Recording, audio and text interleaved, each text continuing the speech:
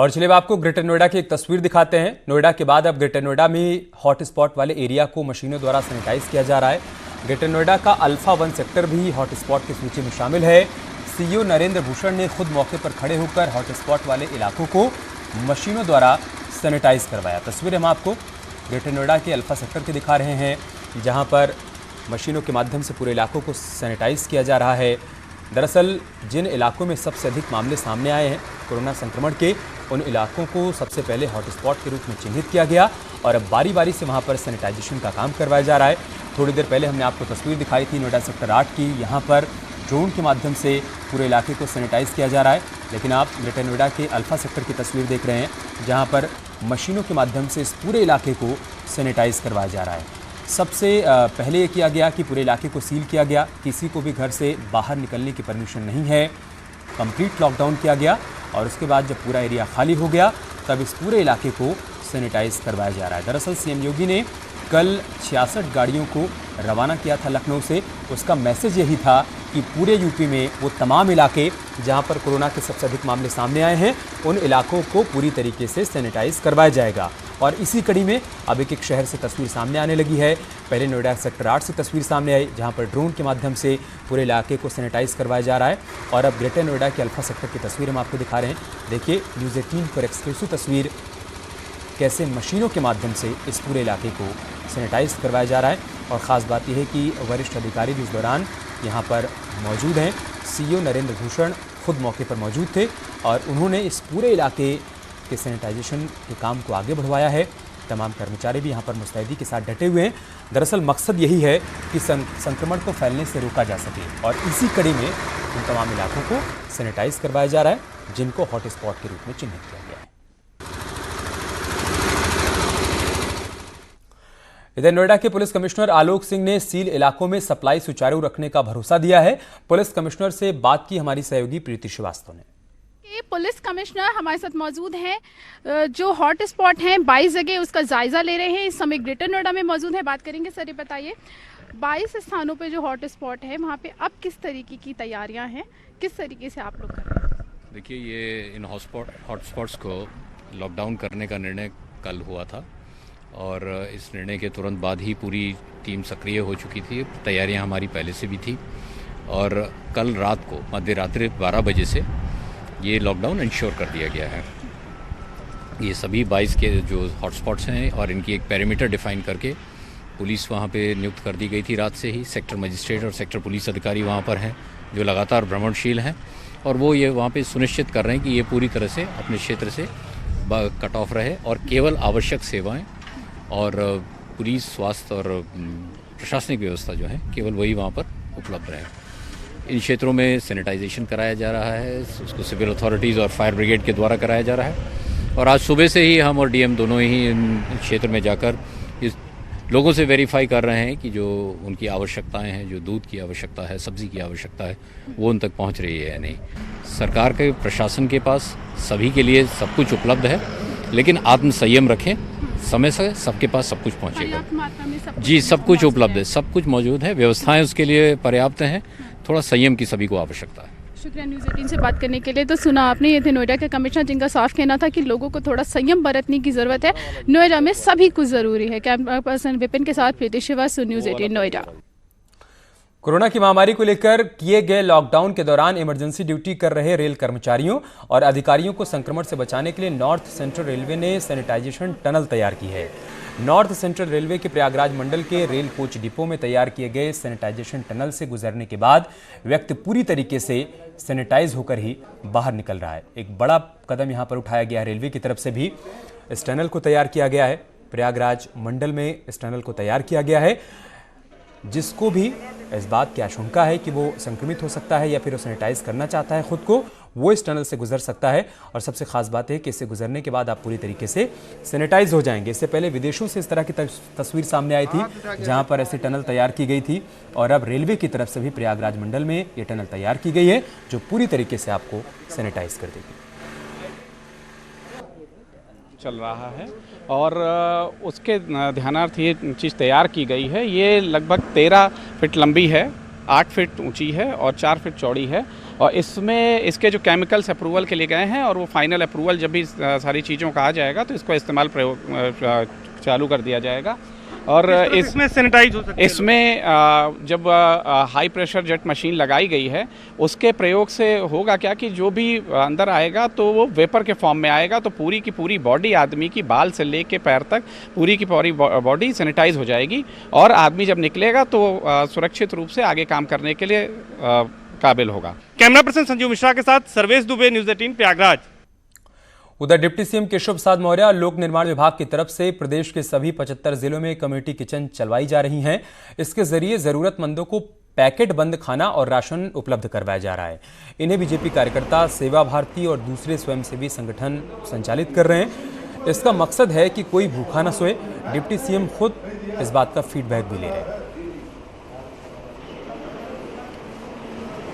कोई भी जरूरतमंद व्यक्ति भूखा न रह जाए, इसकी चिंता करते हुए उत्तर प्रदेश के उप मुख्यमंत्री माननीय श्री केशव प्रसाद मौर्य जी ने अपने विभाग के सहयोग से उत्तर प्रदेश के सभी 75 जनपदों में कम्युनिटी किचन शुरू कराया है।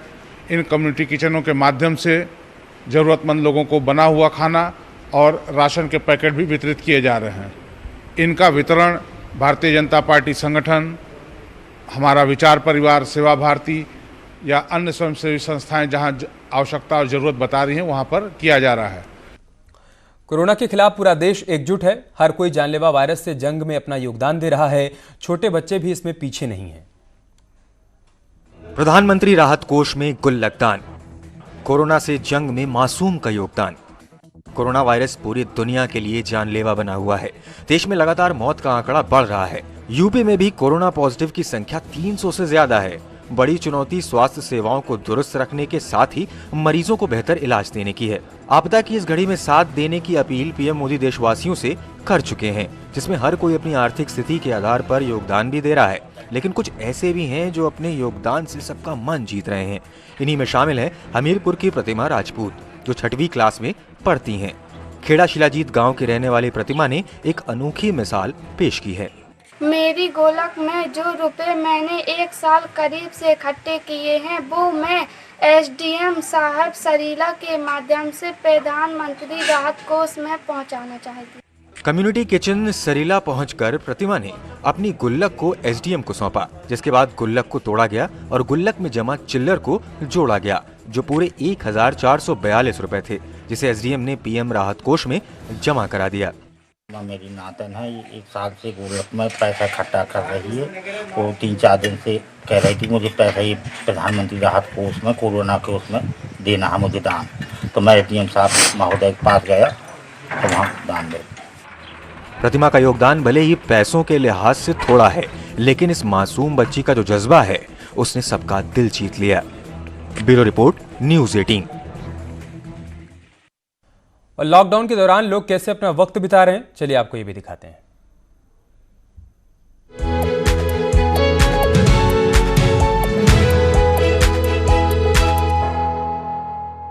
तो लॉकडाउन के दौरान मैं अपना दिन कैसे गुजारती हूँ। मैं सुबह अपना नॉर्मल रूटीन फॉलो करने के बाद फिर मैंने अपने कमरे में एक छोटा सा ऑफिस डेस्क बनाया है। वहाँ पर बैठकर मैं अपनी पूरी टीम से बात करती हूँ। सारी नई स्ट्रैटेजीज़ को प्लान आउट करते हैं कि किस तरीके से आगे एडमिशन को लेकर के चलना है, क्या स्ट्रैटेजीज़ रहेंगी अभी ऑनलाइन क्लासेस को लेकर के। हम लोग पूरी तरीके से इन चीज़ों को स्ट्रैटेजाइज करते हैं, इंश्योर करते हैं कि अगर स्टूडेंट्स को कहीं भी किसी तरीके की कोई भी प्रॉब्लम आ रही है तो हम उसको काउंसलिंग के थ्रू दूर करें।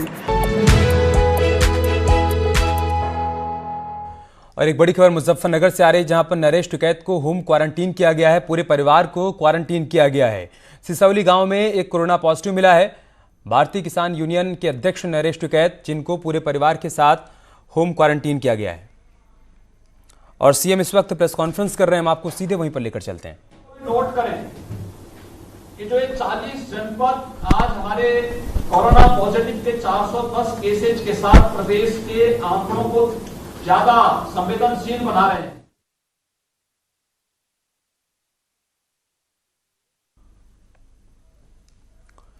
तो वीडियो कॉन्फ्रेंसिंग के माध्यम से सीएम इस वक्त तमाम जिलाधिकारियों के साथ बातचीत कर रहे हैं। फीडबैक लिया जा रहा है कि लॉकडाउन का सख्ती से पालन हो रहा है या नहीं, या फिर सरकार की तरफ से जो कुछ कदम उठाए गए हैं उसका क्या कुछ असर देखने को मिल रहा है। साथ ही साथ जिन जिलों में हॉटस्पॉट चिन्हित किए गए हैं वहां पर लॉकडाउन को सख्ती से लागू किया गया है नहीं किया गया है, वहां के लोगों को जरूरी सामान मिल पा रहा है नहीं मिल पा रहा है, इन तमाम बातों को लेकर चर्चा कर रहे हैं सीएम योगी आदित्यनाथ इस वक्त तमाम जिलों के डीएम के साथ। दरअसल जिस तरीके से राज्य स्तर पर टीम 11 का गठन किया गया है उसी तरीके से जिलेवार भी टीम 11 का गठन किया गया है और हर शाम को सीएम वीडियो कॉन्फ्रेंसिंग के माध्यम से जिलाधिकारियों से फीडबैक लेते हैं। इसी कड़ी में आज भी वो वीडियो कॉन्फ्रेंसिंग के माध्यम से डीएम के साथ जुड़े हुए हैं। बड़ी खबर मुजफ्फरनगर से है। नरेश टिकैत को होम क्वारंटीन किया गया है, पूरे परिवार को क्वारंटीन किया गया है। सिसौली गांव में कोरोना पॉजिटिव मिला था, जिसके बाद भारतीय किसान यूनियन के अध्यक्ष नरेश टिकैत को पूरे परिवार के साथ होम क्वारंटीन किया गया है। ये बड़ी खबर हम आपको मुजफ्फरनगर से बता रहे हैं। नरेश टिकैत, जिनको आप किसान नेता के रूप में जानते हैं, भारतीय किसान यूनियन के अध्यक्ष हैं, फिलहाल पूरे परिवार के साथ उनको होम क्वारंटीन किया गया है। दरअसल सिसौली गांव में एक कोरोना पॉजिटिव मिला था, इसके बाद एहतियातन प्रशासन की तरफ से कदम उठाया गया है। संवाददाता विनेश हमारे साथ जुड़ चुके हैं। विनेश, क्या जानकारी है? सिसौली गांव पड़ता है मुजफ्फरनगर का, जहां पर एक महिला थी जो कि पिछले 6 तारीख को, बीती 6 तारीख को नोएडा में इलाज के लिए गई थी, जहां उसका ऑपरेशन होना था, जहां पर उसका जब टेस्ट किए गए तो उस टेस्ट में वो संक्रमित पाई गई। और जिसके बाद अब सिसौली गांव में जहां एक कार्यक्रम आयोजित किया गया था, कोई 13वीं थी, जहां पर नरेश टिकैत जो भारतीय किसान यूनियन के अध्यक्ष हैं वो भी वहां शामिल थे। उनको और उनके पूरे परिवार को होम क्वारंटाइन किया गया है। और साथ ही साथ जो सिसौली गांव के लगभग सैकड़ों लोग थे, उनके आसपास रहने वाले लोग थे, उनको मुजफ्फरनगर के होटलों में भी, जो होटल पहले से अधिकृत किए गए थे प्रशासन की तरफ से, उनमें क्वारंटाइन किया गया है। जी, परिवार में कितने सदस्य हैं जिनको क्वारंटीन किया गया है? देखिए, उनके परिवार में वो स्वयं खुद हैं, उनकी पत्नी, उनके बेटे, उनकी पुत्रवधू और उनके बच्चे, जितने भी परिवार के लोग थे वो सबको पूरे परिवार सहित सिसौली गांव में ही उनका आवास है, उन्हीं में, उसी घर पर ही, उनके आवास पर ही होम क्वारंटाइन किया गया। क्या आगे कुछ और लोगों को भी, सिसौली गांव के कुछ और लोगों को भी क्वारंटीन किया जा सकता है? लगातार पूरा प्रशासनिक स्तर से लगातार उनको क्वारंटाइन करने का जारी है। और मुजफ्फरनगर के जो होटल है, एक रोडवेज बस अड्डे पर होटल है, जहां पर 9 लोगों को लाया गया है। उसके अलावा 14 लोगों को जो उनके आसपास घर थे, जो उनसे मिले थे उस महिला से, उन लोगों को भी शिव होटल है महावीर चौक पर, यहाँ पर उनको क्वारंटाइन कराया गया। शुक्रिया विनेश, आपका हमारे साथ जुड़ने के लिए और जानकारी हम तक पहुंचाने के लिए। और लॉकडाउन के बीच लखनऊ के आलमनगर रेलवे स्टेशन पर मालगाड़ियों के जरिए जरूरी सामान को पहुंचाया जा रहा है, जिसमें तेल, गेहूं, नमक, पेट्रोल और कोयला दूसरे राज्यों से मंगवाया जा रहा है। गुजरात के गांधीधाम से तेल और नमक को लखनऊ पहुंचाया जा रहा है, जबकि झारखंड से कोयला और पंजाब से गेहूं आ रहा है। राजधानी लखनऊ में अब तक 2,83,000 के आसपास तेल और 16,200 टन के आसपास गेहूं आ चुका है, जबकि 10,000 टन नमक भी भेजा गया है। लखनऊ के आलमनगर रेलवे स्टेशन पर सामान उतरने के बाद उन्हें गोदामों में रखा जा रहा है और फिर लखनऊ से सटे हरदोई, सीतापुर, उन्नाव और कानपुर जैसे जिलों में इन मालों की आपूर्ति करवाई जा रही है। और एक बार फिर से आपको वीडियो कॉन्फ्रेंसिंग में लिए चलते हैं, जहां पर सीएम योगी तमाम जिलों के डीएम के साथ इस वक्त सीधा बातचीत कर रहे हैं।